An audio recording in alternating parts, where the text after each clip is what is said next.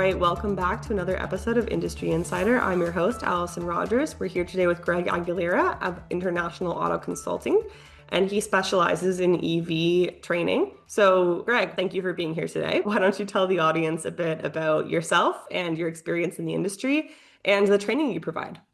You betcha. Thanks, Alison. Thanks for having me on. So my name's Greg Aguilera. I've been in the auto industry for a little over 35 years. And one of the things that we do provide is training services. And one of the great things that we've developed over the last couple of years is a safety certification course for recyclers when dealing with EVs and hybrids. It was a really big area of the industry that was missing. And so we've developed a ground up course for that, and that leans into one of the other things that we do, which is facility design and process design, and we've tailored that also to the recycling industry as well. So that's kind of what we do, and that's the purpose of the call today, or being with you today. So really excited to come on and talk about it. Thanks for having me on.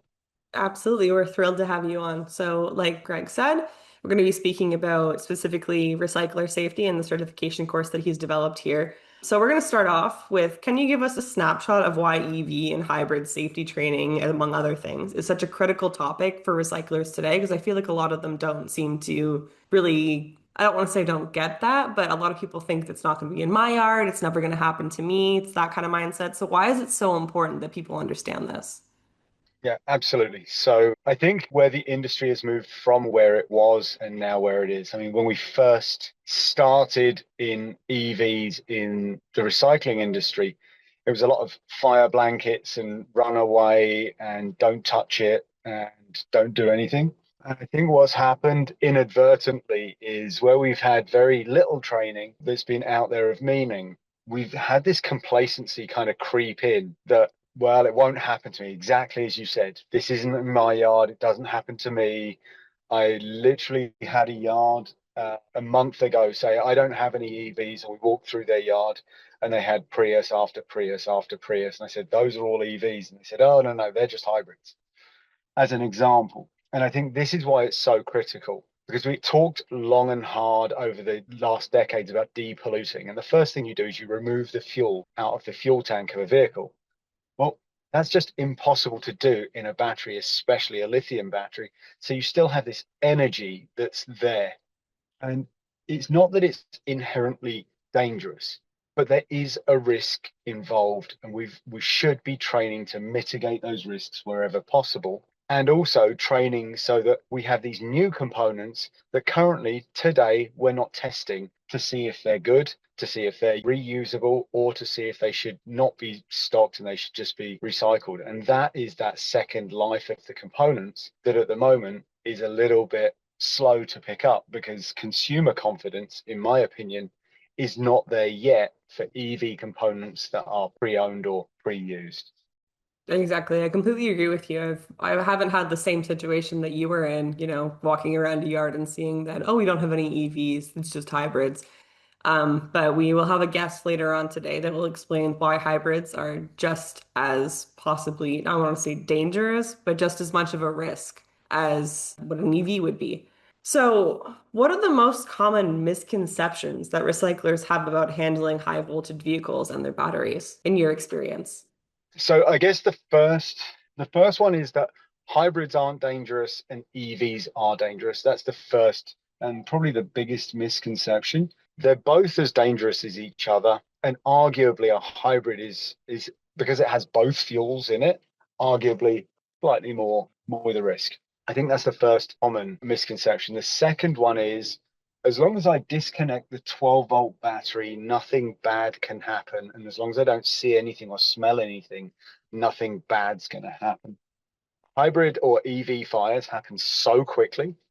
And the question I would have out to our listeners that are recyclers is, as a percentage, how many vehicles come into your yard because they are an accident damaged vehicle? And if you have the answer that it's predominantly yes, they are accident damaged, the safety systems on an EV for the EV system are designed when the car is complete. So when we have a car that's damaged or compromised, we don't know if those safety systems have worked or they haven't worked to de-energize the battery. So that is why it's absolutely critical that we take precautions as a recycling industry, but also just as important that we don't use training that was designed predominantly or originally for industries that don't have accident damaged vehicles beyond a reasonable repair. That's really key and critical, I think, Alison. So I Absolutely. think those are the biggest ones that I see. Yeah, and I know on our previous calls we spoke about some of the training stuff that's available in Canada, and none of it is really like there's a couple things that are catered to recyclers, but you were saying that none of them are as thorough as some of the stuff that you deliver and the stuff that you've learned. So, could you speak to some of the stuff there that you would find is missing from some of the training? Yeah, absolutely. And of course, this is you realize now you're asking McDonald's to tell you the ingredients to the secret sauce. No, I'm only I know, I joking. was just I'm thinking that. I'm only joking, and I'm absolutely okay to talk about this because for me, it's all about safety. So here's what I would say. If I asked a training provider to talk about their training, I would ask, how do you deal with putting a vehicle on a vehicle hoist with a 15 or a 20-ton loader with 12-foot forks? Because that would be one thing, for example, that is almost entirely missing when it comes to training courses that may be out there or not designed specifically for this industry. So it's receiving a vehicle that is badly crash damaged, hasn't come directly from the scene of an accident. It's maybe sat in a body shop for a couple of weeks. It might have been sat in a compound. There might have been rain. It might have gone to auction and sat at the auction for 2 to 3 months. It might have had an investigation. By the time it gets to them, these are all these are common things that happen with EVs in the recycler world that just are not common in the other parts of the industry. And that would take people a lot of work, a lot of research, and a lot of understanding to get to the point that we say, this is where the car has come from or the vehicle has come from. And therefore, what's the learning outcome that we need to put together for participants in recyclers to be able to keep themselves safe? So that would be one really good example. The other one I would say is quite often we talk about removing and reinstalling parts. This is something that we actually don't teach because this is something that recyclers know how to do anyway. They know how to remove parts. But how to test a part and make sure it's still good to go back onto a vehicle is something that not a lot of training courses teach because the repair shop courses rely on a diagnostic tester. Well, quite often in the recyclers, we can't plug a diagnostic tester into the car anyway. Secondly, testing components and bench testing components and making sure they're safe to pick, pack, and to ship them across the country or even internationally is something that is also missing. So we can cover off a little portion with most of the courses, but we cannot cover off everything. So rather than talk about what other courses may or may not do, I can tell you what our course does and some of the main things we learned as we were going through this. And we put these big white spots and realized that actually these are critical parts of a recycler because it's not just safety.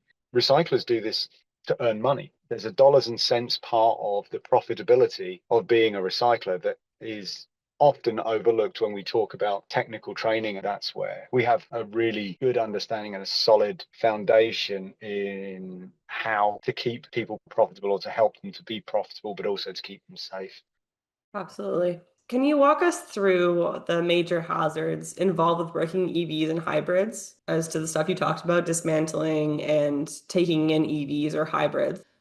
Yeah, sure. So let's use a typical scenario within a recycler. So the vehicle comes in, it's been in, as you said, in the auction for a while. It arrives in the recycler's yard. And the first thing we've got to do, or the first thing recyclers do, is to depollute the vehicle.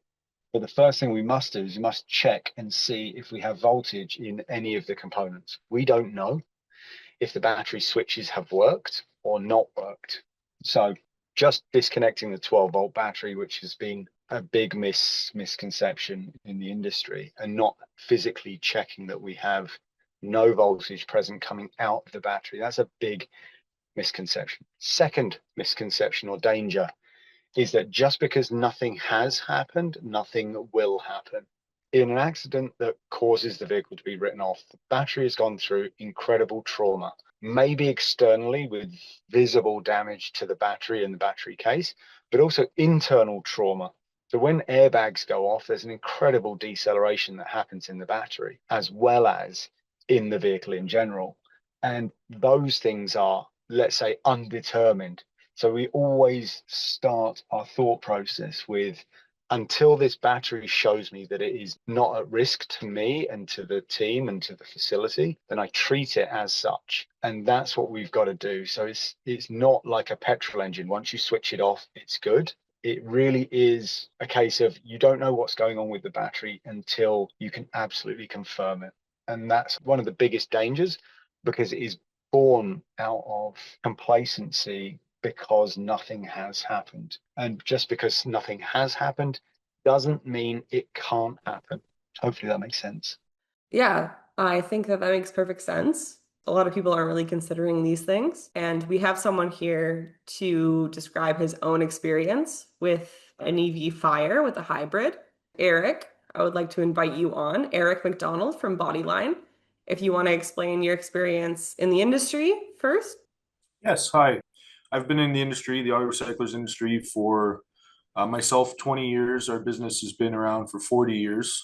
It's a family-owned company. I'm second generation, and we had a issue come through with our EV vehicles. We had thought that the battery was removed from the car, and it went to our material handler, and he started to work on the car and hit the battery, causing it to arc out and start a fire. So it didn't actually catch fire. It was mainly arcing out. And I think we kind of got lucky there, if you can call that lucky. But the reaction from my employees was totally off what I thought would happen. Everybody panicked. People were running to the car and thinking that they could just pry this battery out. Luckily, I was at work that day and stopped everybody from doing silly things. And we were able to resolve the issue without anybody getting hurt. But it was quite the eye opener for us in this industry as to how easily something could happen, even though you have processes in place to stop that from happening. But when it does, it's just, all your work to train everybody and your plan for attack to when something does go wrong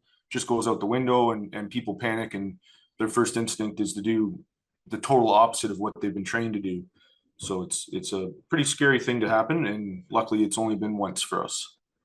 Yeah, thankfully. I mean, you mentioned that your employees kind of just go to their exact training and sort of start to like go into the details that they've learned before. But can you explain also about some of your experience? I know you've trained for Mohawk College, some of the EV courses there.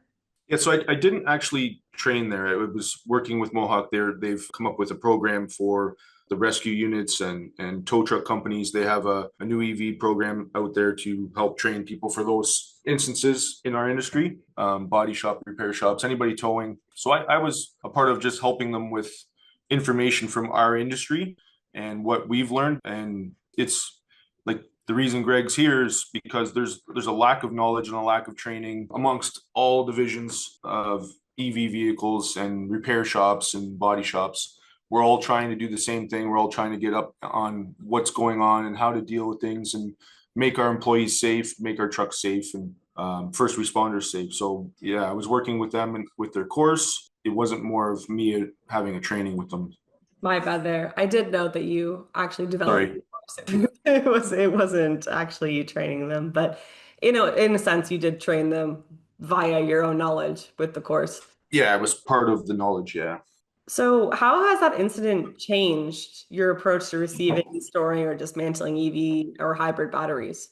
It's kind of a blessing that that happened the way it happened and we got through it okay. So our processes were when a vehicle comes in, especially a hybrid, we want to make the car safe when it comes in, and then we would depollute it, remove the battery, and then we would send it to our material handlers. Since then, we mark the car all over the car, and then once the battery's been removed and it's been depolluted, we use spray paint to acknowledge that the car is safe for the extra tearing apart. I think that lack of markings messed up my operators and they thought a vehicle was finished when it wasn't. And same thing with my material handler. He thought the car was finished and it wasn't. We receive, like, this instance was, we got 25 cabs from a cab company that had been picked apart. They used parts for their own cabs. And so we got these cars kind of picked apart. Most of the markings that would tell you that it's an electric vehicle were gone. So guys kind of mixed up which ones were straight gas vehicles, which ones were hybrids. And I think that's how my operator mixed up taking a car that was not finished to finish, because our area is kind of a small area. So the cars are next to each other. So yeah, so we've made a process where marking the car is the most important, but not just like with a little bit of handwriting, like actually spray painting the whole car so that everybody knows this is a hybrid vehicle. We have a certain color designated for hybrids. And once it's acknowledged that it is a hybrid, we will cross it out that it's complete and the battery's gone and the car is safe to go further on. It's very important to have those markings, especially when you have different people coming and going in your industry, different employees, I mean. Exactly. And I know every recycler has their own specific color, but what color do you guys use for your own hybrid vehicles? We chose green. It's a good one. It's good. Just to know. So on that same note, what advice would you give to other recyclers who think this will never happen at my yard? Like Greg and I talked about earlier, people that think like, oh, this will never happen. It's not going to happen to me. I would say just to be as prepared as you can for any situation that can occur. You're never going to think of the situation that's going to happen. There's so many variables. People are people. They're going to do silly things sometimes when you let your guard down. I would just say be as prepared as you can, learn as much as you can from anybody you can in the industry that's teaching any of these courses or research. Our directors from our industries, Aura and ARA and ARC, are great at giving us information to learn about stuff to try and stop these situations from happening. But I would say look at your place with somebody like Greg, because everybody's compound is different, everybody's scenarios are different, everybody's processes are different, and figure out what's the best solution for being prepared and kind of countering any sort of accidents with EVs by how you process them, where you sit them, where you work on them, who works on them, and where you store them. Most importantly, where you store them. Excellent. Good advice. And I know that Greg was just visiting your facility last week, so I'll give the mic to you two. You both tell me what you learned and experienced there. So Greg came to my facility last week. We went for a walk through my place. And as much as I thought that I had everything covered and situated properly, he had some great points and ideas for me. The way that I store my batteries isn't per se really bad, but where I store them. He's given me an excellent spot to put up racking in one of my outdoor facilities, outdoor buildings, to store them out there on skids, on shelves, as opposed to having them in my facility. I have a warehouse here, 80,000 square foot warehouse. And if these batteries go up in fire in the warehouse, I'm going to lose the place. So very, very important to get them moved out. I never really thought of it because I thought it was safer to have them indoors, but it's still indoors in an out, like a canopy facility. That was really good to have a different spot and different outlook on where to put them and to process them there. So I process them also at my dismantler racks indoors. We've come up with an idea to have a hoist put out in the same outbuilding and process them there, which would be a lot safer. The other thing that he made a great point of is when my incoming cars come in, I have a general area where they get staged for testing and sorting. And he picked a spot in the yard for where my hybrids and EVs should go, so that they're away from the rest of the cars, away from buildings, away from people, away from the incoming traffic too, because I have other wreckers and other tow trucks coming through my facility. So it was a great idea. It was overlooked. We kind of just mixed them in and dealt with them as they come in, but it was a great point that he put. And the last thing that he found, which I think a lot of recyclers will find this important and useful, is I didn't cover the terminals where the plug of the battery goes in. So we take the plug out, right? Everybody takes the plug out. You either attach it to the side of the battery or you keep it safe somewhere indoors. We keep ours in a bucket indoors until the battery's dealt with. But he has a great idea that we should cover that terminal with tape to keep any chance of moisture or rainwater if it's got a leak in the roof somewhere, and then the dust and the dirt keeps that portion safe, which will stop the battery from being compromised. Excellent. So you found the experience with Greg visiting your yard to be very helpful? Yeah, an hour walkthrough, it was unbelievable what we covered. There's a lot of things to gain from having somebody come and look at your facility, because again, everybody's doing something different. Everybody has different ways of storing because of the way that their facility is built or structured. Just a different set of eyes to look on things. Excellent. So, Greg, what did you find about Eric at Bodyline, his facility? Yeah, so it's thank you, Eric, for the kind words, firstly. As I was saying to Eric when we met, I've been in and around hybrid since kind of 2010. So this is, and we also do facility design as well for dealerships and for independent workshops and stuff like that. So facility design and process design is kind of really at the core of what we do. And it's really, yes, there's the fresh set of eyes.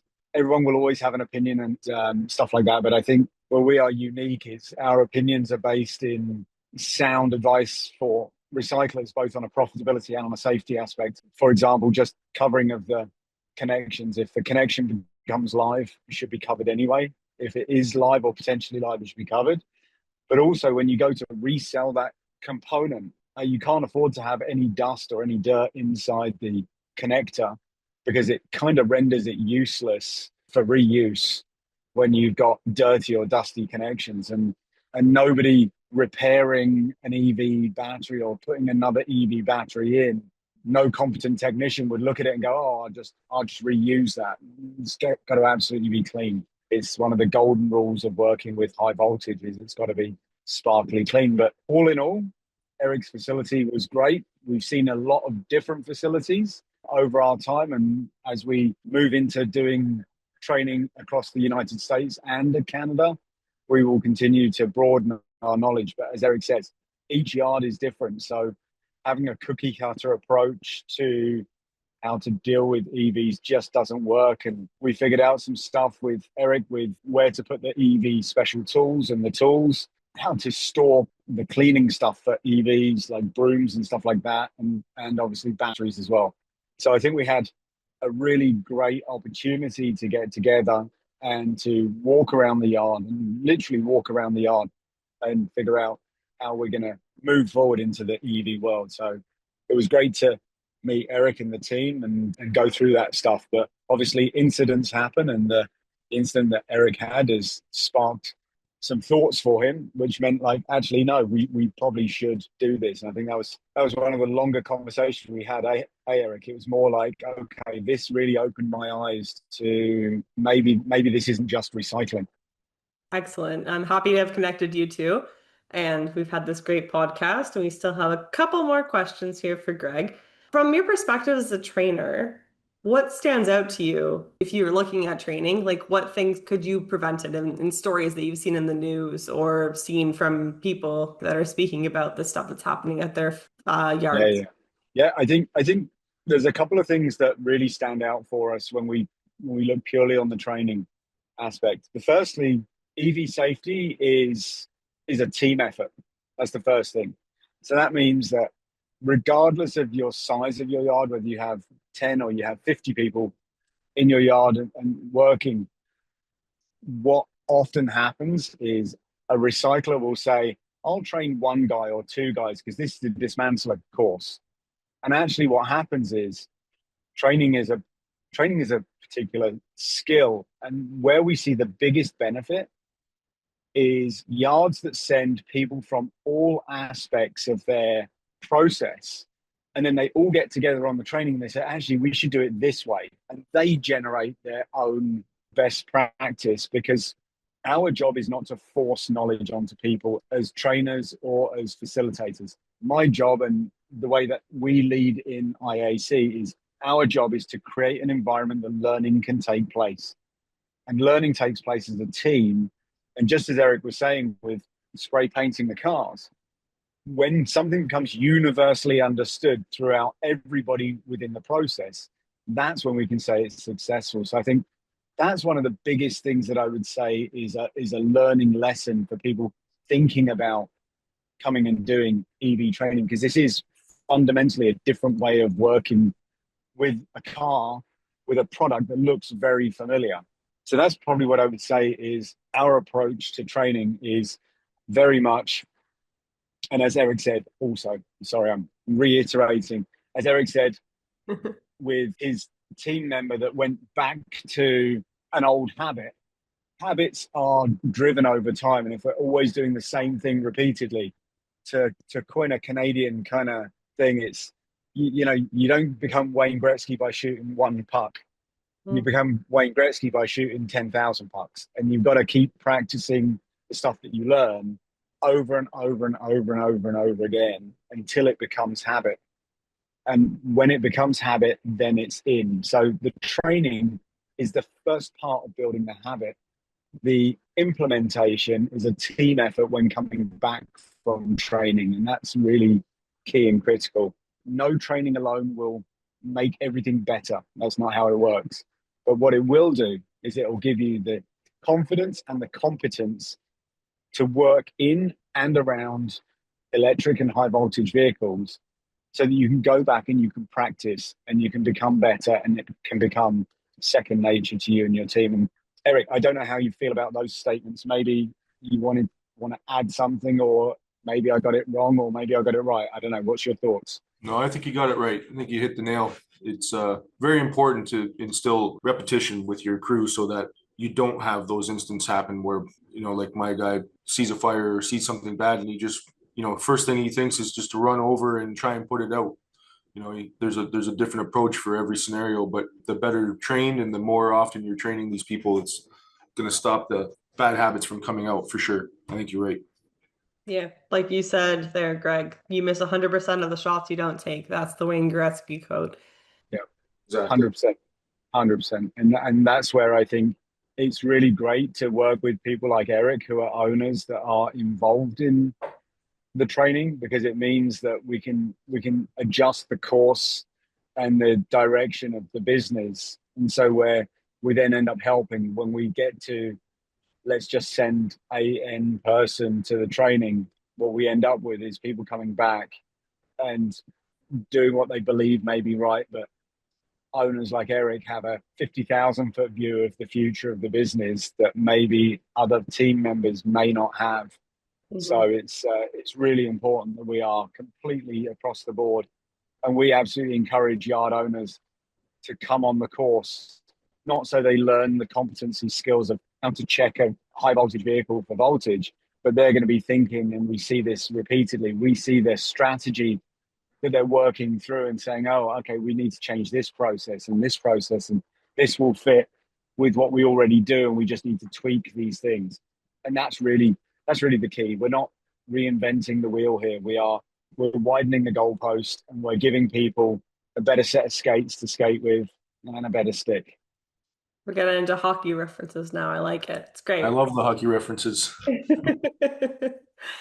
Okay, perfect. Last question here for Greg, and Eric, you can chime in if you want to. But what does effective EV safety training look like? What have you seen, and what knowledge should all of the recyclers who are listening today walk away with? Our hope that the recyclers take away is a couple of things. Firstly, and most importantly, confidence and competence. And what we always say, and one of the things I always tell, whether it's a coaching or whether it's a training, is scared people make terrible decisions. And when we take somebody and we put them on a training course and then we scare the living bejesus out of them, all we are doing is we're not making them competent, because they're just worried about stuff. So firstly, confidence and competence. Secondly, is to have that mindset and leadership of, okay, now we have the first day of now change in our facility can happen. I think those are the two most important things, because firstly, change doesn't happen because you have a certificate in your hand. Change happens because there's a direction change. But secondly, it changes because you as a leader have given your team all the tools that are required to now do the job safely, which is come on the training, pay attention. And that's why our training is not online. Never say never, but it's not online at the moment, because our belief is competence when dealing with electric and high voltage vehicles cannot be trained on a webinar or on a web-based training. People in recyclers are hands-on people predominantly, which means they have to see, touch, and feel things in order for that to sink in as knowledge, and they need to repeat it in an environment that is conducive for them to be able to repeat it when they go back, when I'm not stood right next to them, or one of the IAC instructors is stood right next to them. And Eric, maybe for you, for your team, is that what you see with your team? Predominantly hands-on, predominantly physically learning based people? Yes, all my guys are 100%. Yep. Yeah. And I don't know how much of the online training your team have done or how effective you've seen that it may be. I don't know. But for us, I don't think online is appropriate for this training. I think there are cases where it is, but for this training, I think it absolutely is hands-on. So far, for my view of our industry, is online is more of a reference as opposed to training. Yeah. Yeah, 100% agree with that. Yeah, 100%. Thank you guys so much for being on the podcast. Do you have any last words that you would like to say to the industry? I don't, but thank you for having me. Eric, go first. Oh, no, well, you're welcome. We're happy to have you. We're so happy to have you. So from me, if you are curious about or thinking about EV training, please feel free to reach out to me. I'll be sending you, Allison, kind of the links and stuff like that. So you can get hold of me. You can get hold of me at Greg Aguilera. I'm on LinkedIn at intautoconsulting.com. You can also find us there, or you can email me at greg@intautoconsulting.com, and we'll have a chat. Even if you've got some questions or curiosity, this isn't about training courses, but if you've got any questions whatsoever about EV, I'm happy to answer any questions and spend time helping the industry to take one step forward. Absolutely. Well, thank you again for both being on here. So we'll link the International Auto Consulting information down below in the description, so you can all reach out to Greg and have the same experience that Eric did. So again, thank you both for being on the podcast, and we'll see you again next time. Thank you. Thanks, Allison.